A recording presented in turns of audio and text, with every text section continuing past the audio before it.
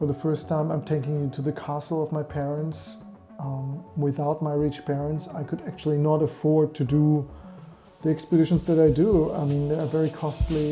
1953, Hillary and Tenzing stand on top of the world. Fixed ropes, oxygen victories. 1978, Messner and Haveler go without oxygen. 1980, the first winter ascent. Polished grit at its finest. Everest becomes crowded, commercialized, predictable. No oxygen, no Sherpa support. In winter, when winds reach 250 kilometers per hour. When Everest feels like 9,136 meters.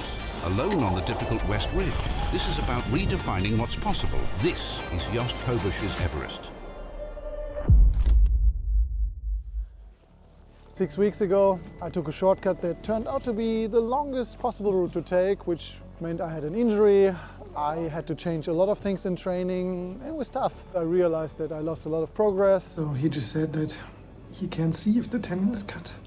So he's calling a surgeon and they're gonna look together because it's very deep. The surgery went well. They just told me nothing is injured tendon-wise and the nerves are fine. I'm so happy. So now 10 days of no touching anything and 3 weeks of recovery until I can climb. You might think it's difficult for myself to motivate myself now that I have an injured hand, but it's actually the opposite.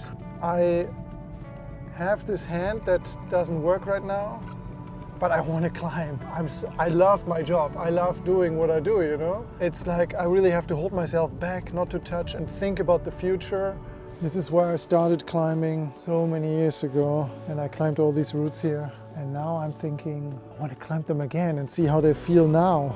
Even though they're super wet and dirty, I guess that's just part of me, being curious and always motivated to do stuff.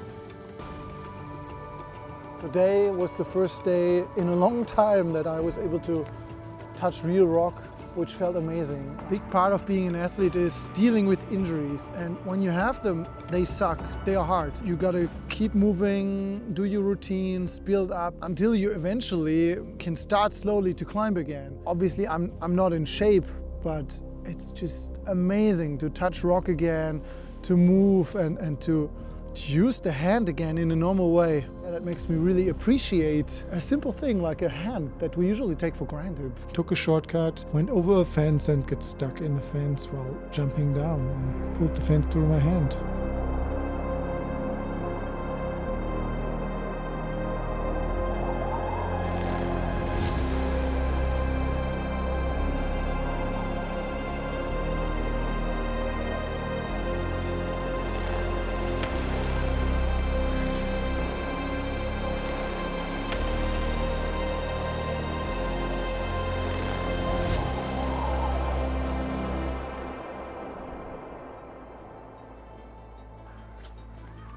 This is where I went to primary school. In 6th grade, when I was 12, I joined the climbing gym here. I was actually pretty afraid of heights. I realized that I'm fascinated by growing and facing these fears, and so the dream was born to become a professional alpinist.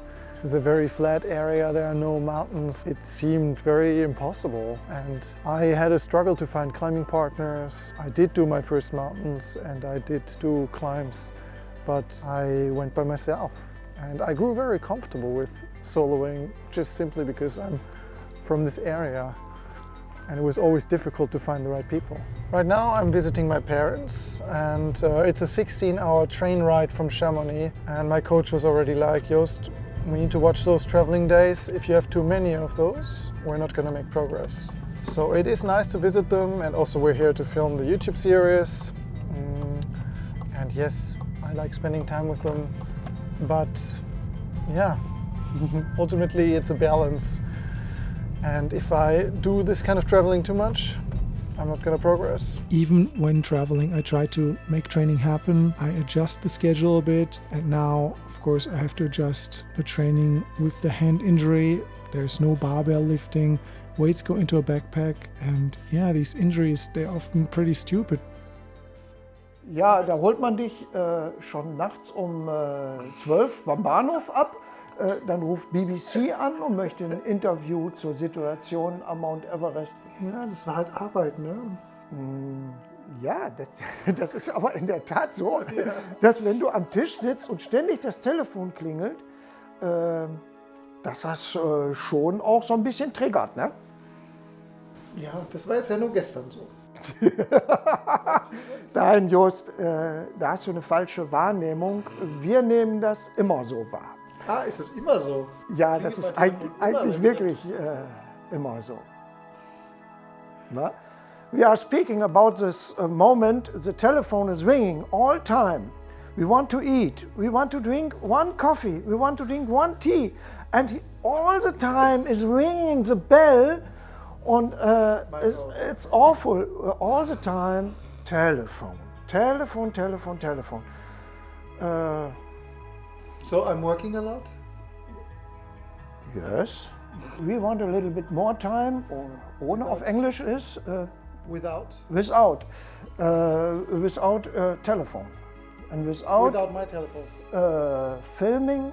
Ja, so weiter. es ist alles kein Problem, das gehört auch dazu, da freuen wir uns auch für dich. Ne? Für uns ist nur auch schön, wenn wir auf unseren eigenen Hof fahren können, ohne dass da ein Filmteam steht und alles zuparkt. So, andere haben natürlich wesentlich mehr finanzielles Budget als du. Wir haben das Gefühl, dass du das durchaus genießt, dass du hier ordentlich viel Futter kriegst. Und Absolut, ich futter alles, was ich hier kriegen kann. ja, das glaube ich schon. Du weißt, mit der Schütze war ich schon mal in der Polizeikontrolle, ne? Okay. Sowieso, Leute. Und vor allen Dingen, die Hand funktioniert schon wieder voll gut. Der Arzt hat gesagt, ich soll es benutzen. Komisch, dass sich so viele Leute kennen. Also auch bei meinem Praktikum, als einfach da in der Tür fett dieses Plakat hing über dich und ich bin da jeden Tag dran vorbeigelaufen. Das war irgendwie komisch. Auch wenn Leute mich fragen, wo du gerade bist und ich habe keine Ahnung. Was möchtest du denn haben? Oh, ich liebe Kartoffelbrei.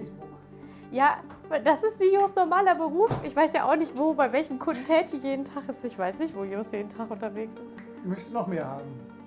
Nee, ich glaube, das passt erstmal, danke. Wir merken in der Regel, es kommen Pakete an. Ja. Es klingelt an der Haustür, ein Paket für Jost, noch ein Paket für Jost, noch ein Paket für Jost. Und dann wissen wir, es dauert nicht mehr lange, es taget ja schon, der Jost kommt. Ja, Jost, als Teil dieser Familie könntest du dann ja auch vielleicht gleich ein paar Äpfel aufsammeln. Kannst auch ein bisschen Laub haken.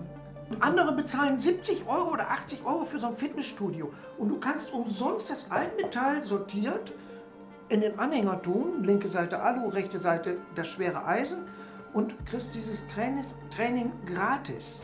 Ich freue mich, wenn du die Äpfel sammelst, weil dann muss ich das nicht machen. Bis wirklich Hilfe da ist. Sie haben ja auch mal, das hat man ganz eindrücklich in der Doku von Arte gesehen, ja auch mal eine Nacht beinahe ums Überleben gekämpft.